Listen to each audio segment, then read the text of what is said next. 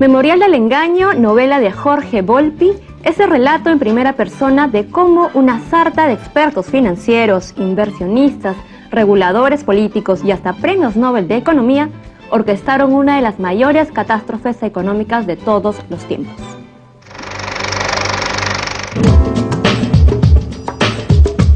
La Feria del Libro nos ha permitido tener en Lima a Jorge Volpi, que nos ha traído su novela Memorial del Engaño, que entre otras cosas aborda la gran crisis inmobiliaria en Estados Unidos que generó a su vez la gran crisis internacional, ¿no es cierto?, de la cual muchos países aún no salen. ¿Es una novela o es un recuento de daños y perjuicios causados por la voracidad del capitalismo desbocado y sin escrúpulos? Pues es las dos cosas. Ahora, fundamentalmente sí, es una novela porque cuenta desde la voz de un narrador ficticio.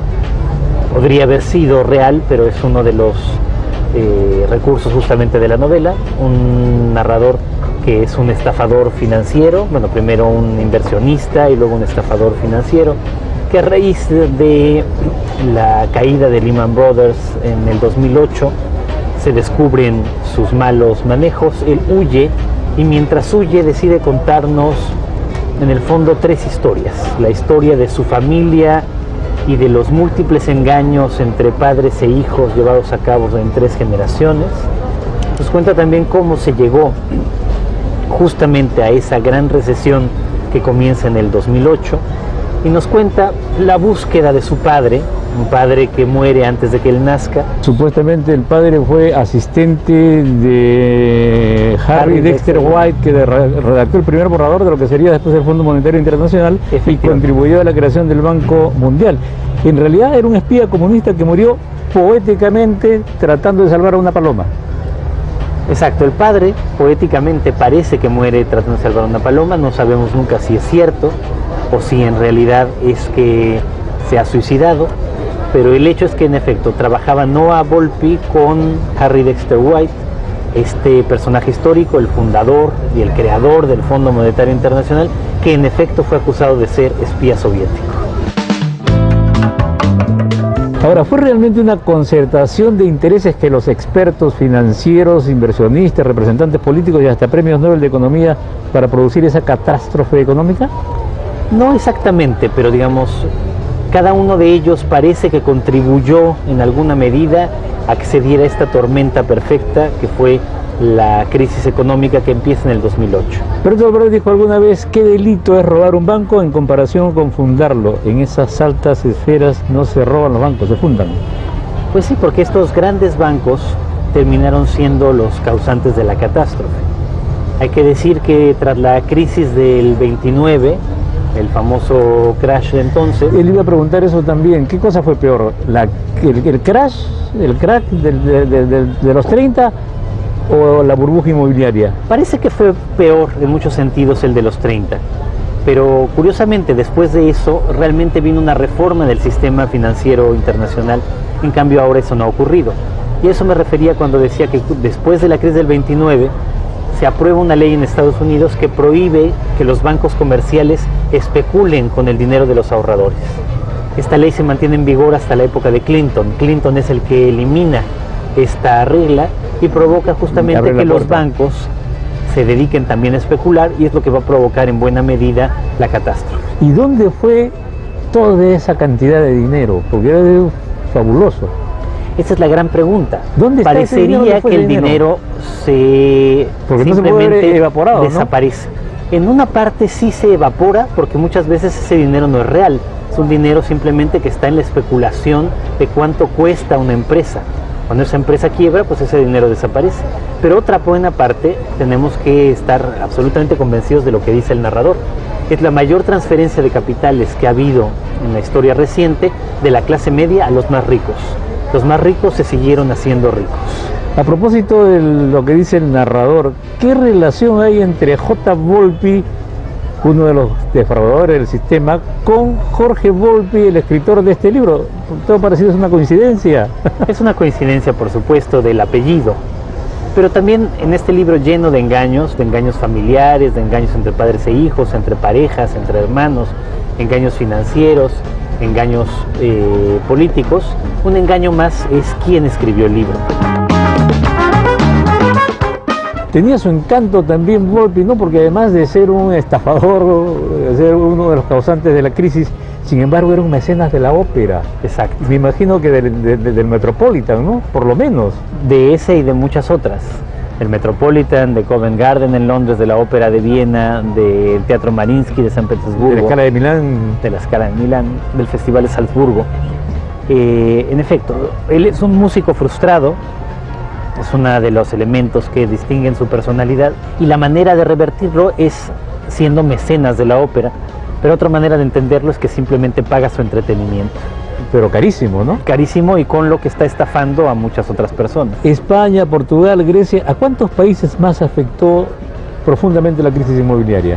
Bueno, en realidad afecta a prácticamente toda Europa, y desde luego a Estados Unidos y Canadá, de manera sumamente violenta y drástica, particularmente los casos de Grecia, de España, de Irlanda, de Portugal.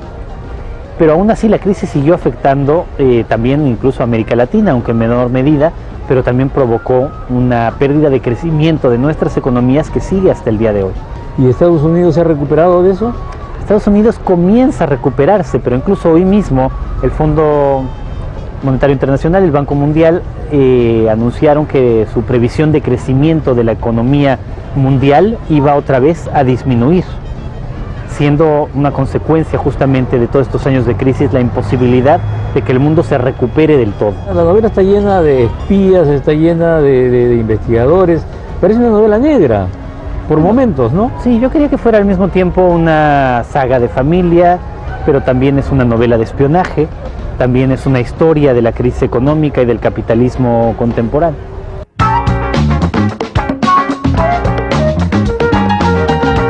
Las guerras de baja intensidad, como lo que está ocurriendo en Ucrania o como la Franja de Gaza, que es interminable, ¿qué producen en el sistema? Bueno, estas crisis regionales en realidad desestabilizan a todo el mundo. Algo que aprendimos con esta gran recesión es que una pequeña causa en una parte, efectivamente el sistema mundial ya está tan interconectado que provoca tal vez grandes consecuencias.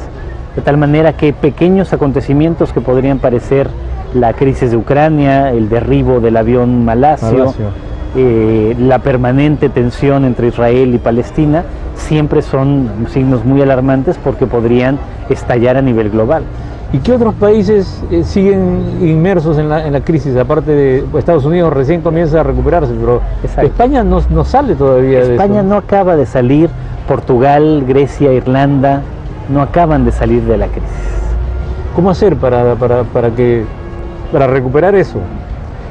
Bueno, una medida que han dado muchos economistas basándose en un personaje de la novela, en Keynes, es que haya realmente una inyección de dinero por parte del Estado para que se revitalice la economía.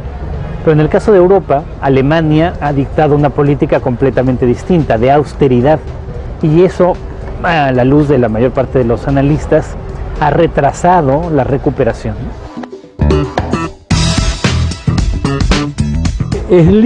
Carlos Slim creo que es, ¿no es cierto?, acaba de decir hace unos días que habría que trabajar solamente 3 veces por semana, 3 días a la semana, o más horas. Curiosamente, tenemos un gran caricaturista peruano que se llama Carlín, firma como Carlín, que hace tiempo viene promoviendo que habría que trabajar la mitad del tiempo. Pues sí, digo, tal vez es cierto que eso generaría el mismo rendimiento a las empresas y le daría una capacidad a las personas de disfrutar de la vida de maneras mejores. O sea que sería benéfico poder trabajar menos y ganar igual, supongo. Claro, digo, es utópico, por supuesto, y no sabemos luego cuáles serían las consecuencias sociales de que la gente tuviera tanto tiempo libre. Finalmente, ¿cuánto hay de real en la novela y cuánto hay de ficción? Bueno, el personaje central y su familia son ficticios, pero todos los acontecimientos que cuenta, que tienen que ver con la crisis económica o que tienen que ver con Harry Dexter White, este creador del Fondo Monetario que fue acusado de ser espía, son acontecimientos reales. Gracias, muchísimas gracias, muy amable. Encantado.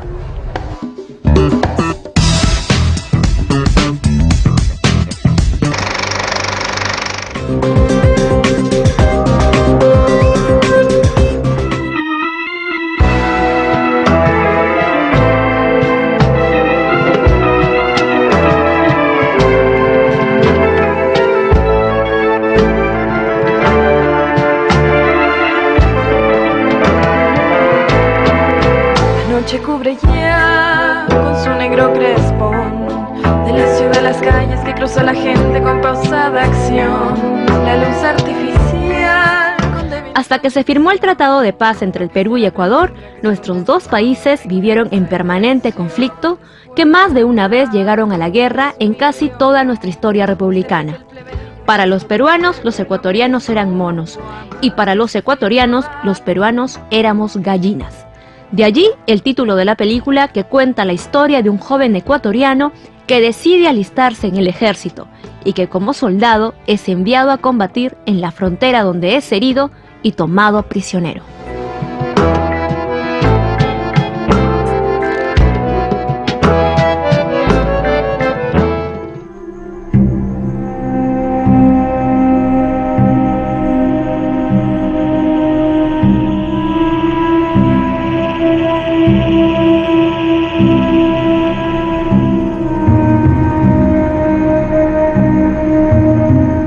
La carrera militar es motivo de honor y de mucho orgullo. Nunca se olviden de que ustedes están aquí para servir a su patria. En pocos meses, ustedes se habrán convertido en verdaderos soldados ecuatorianos. Hombres listos para luchar, cada uno contra 4 gallinas, si fuera necesario, antes de morir.